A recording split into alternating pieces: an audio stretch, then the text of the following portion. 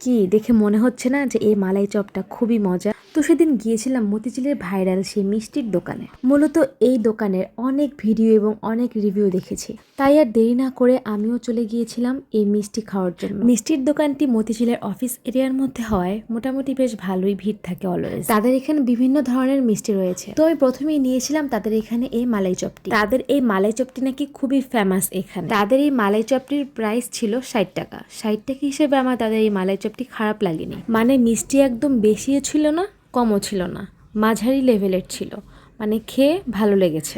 তারপর নিয়েছিলাম তাদের এখানে রসমালাই। এটাও দেখলাম এখানে অনেকেই খাচ্ছে। তো রসমালাইয়ের টেস্টের কথা বলতে গেলে আমার কাছে ওই যে মালাই চপের মতো ভালো লাগেনি। মানে রসমালাইয়ের মধ্যে যে মিষ্টিগুলো, এটার মধ্যে আমার মিষ্টির পরিমাণ বেশি লেগেছে, প্লাস রসমালাইয়ের যে ঝোল সেটার মধ্যেও মিষ্টির পরিমাণ বেশি ছিল। মানে ওভারঅল বলতে গেলে তাদের এই রসমালাইয়ের মিষ্টির পরিমাণটা আমার কাছে বেশি লেগেছে। আর এই রসমালাইয়ের প্রাইস ছিল 30 টাকা। তাদের ঠিকানাটা হচ্ছে মতিঝিল অগ্রণী ব্যাংকের সামনেই। মেট্রো রেল থেকে নেমে একটু সামনে হাঁটলেই তাদের এই মিষ্টির দোকানটি দেখতে পাবেন।